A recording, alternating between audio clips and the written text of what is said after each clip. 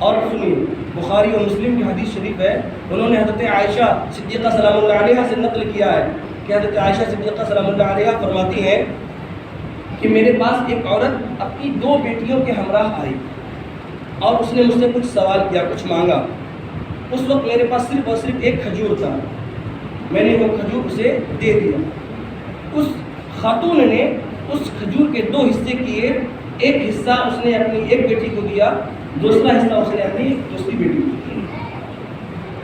اس کے بعد اس نے کھجور میں سے کچھ اس خاتون نے نہیں کھایا، 2 حصہ کیا، ایک حصہ اپنی بیٹی کو دے دیا، ایک دوسرا حصہ اپنی دوسری بیٹی کو دے دیا، اس میں سے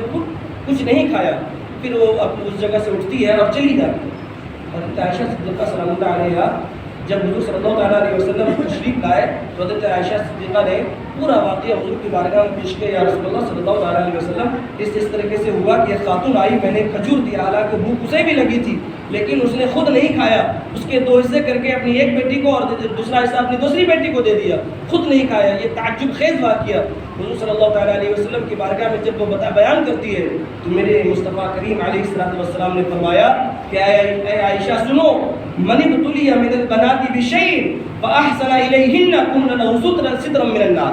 میرے حضور علیہ السلام نے ارشاد فرمایا کہ جس شخص کو ان کی بیٹیوں کی وجہ سے آزمایا جائے گا، ان کی بیٹیوں کی وجہ سے آزمائش میں مبتلا کیا جائے گا اور پھر اس آزمائش پر پورا اترے اور اپنی بیٹیوں پر احسان کرے، اپنی بیٹیوں کا اچھے سے خیال کرے، کن لہ سترا من النار، وہی بیٹیاں کل قیامت کے دن ان کے لیے جہنم سے آگ بڑھ جائیں گی، جہنم کی آگ کے مقابلے میں رکاوٹ بن جائے گی۔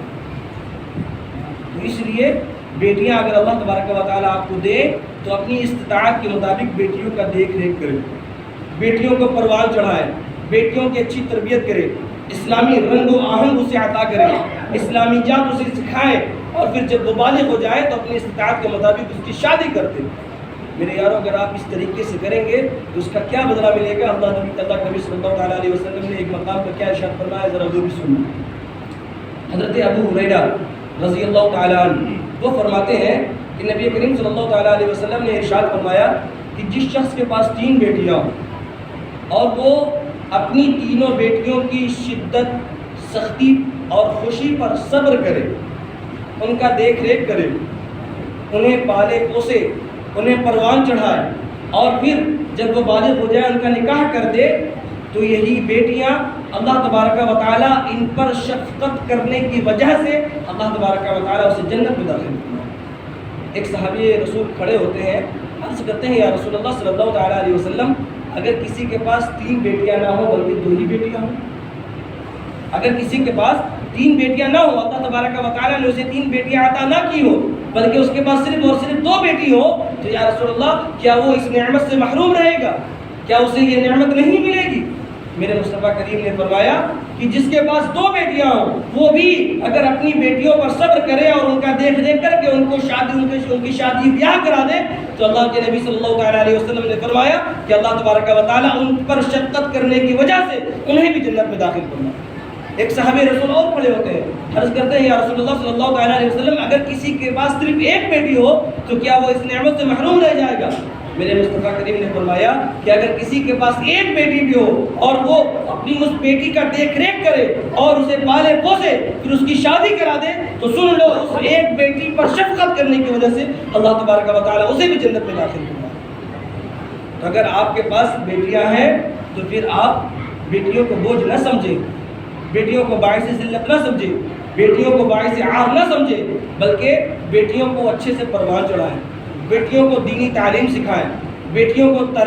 کی تربیت اچھے سے کریں، اور پھر جب بالغ ہو جائے تو اپنی استطاعت کے مطابق ان کا شادی کر دیں، ان کا بیاہ کر دیں۔ اللہ تبارک و تعالیٰ ان بچیوں پر شفقت کرنے کی وجہ سے آپ کی بخشش فرما دے گا اور آپ کو جنت میں داخل فرما دے گا۔ میرے یارو، یہ جو بیٹیاں ہوتی ہیں بہت ہی اہم ہوا، بہت ہی قیمتی تحفہ ہوا کرتی ہے۔ حضرت عائشہ صدیقہ سلام اللہ علیہ سے ایک اور روایت موجود ہے، وہ میں بیان کرتا ہوں کہ حضرت عائشہ صدیقہ سلام اللہ علیہ فرماتی ہے کہ میرے گھر ایک خاتون 2 بیٹیوں کو لے کر کے میرے یہاں آئی، ایک خاتون اپنی 2 بیٹیوں کو لے کر کے میرے پاس آئی اور مجھ سے کچھ سوال کیا۔ میرے پاس 3 کھجور تھے، میں نے 3 کھجور اسے دی، اس نے ایک کھجور اپنی ایک بیٹی کو دیا،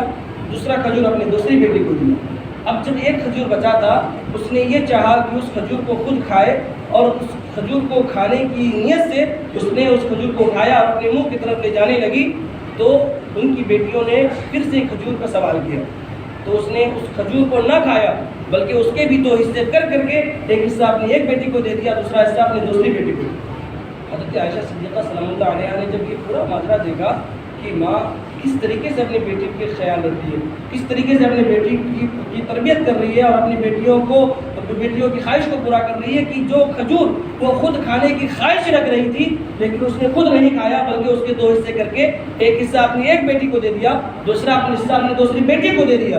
حضرت عائشہ صدیقہ سلام اللہ علیہا فرماتی ہے کہ جب حضور تشریف لائے تو میں نے حضور علیہ السلام کی بارگاہ میں یہ سارا واقعہ پیش کیا، تو حضور علیہ السلام نے فرمایا ان اللہ قد اوجب لها بها الجنہ او اعتقها بها من النار، کہ بے شک اللہ تبارک و تعالی نے اس خاتون کو اس عمل کی وجہ سے جنت اس پر واجب کر دی، اور اس عمل کی وجہ سے اللہ تبارک و تعالی نے جہنم کی آگ اس پر حرام کروا دی۔ یہ بیٹیوں کی تربیت پر اللہ تبارک و تعالی نے یہ اجر رکھا ہے، بیٹیوں کو پالنے پوسنے پر اللہ تبارک و تعالی نے یہ انعام و اکرام رکھا ہے۔ تو اگر ہم بیٹیوں کو پروان چڑھائیں گے تو اللہ تبارک و تعالی ہماری بھی مغفرت عطا فرمائے گا، ہماری بھی بخشش عطا کرے گا۔ اس لیے بیٹیوں کی اچھے سے تربیت کریں۔ اگر بیٹیاں اللہ تبارک و تعالی نے آپ کو عطا کیا ہے تو بیٹیوں کو اچھے سے دیکھ ریکھ کریں، اور اسے جب وہ بالغ ہو جائے اس کا شادی کرا دیں، اس کی نکاح کرا دیں، اور اگر آپ اس کو اچھے سے بحسن خوبی پائے تکمیل تک پہنچائیں گے اللہ تبارک و تعالی اس کے صدقے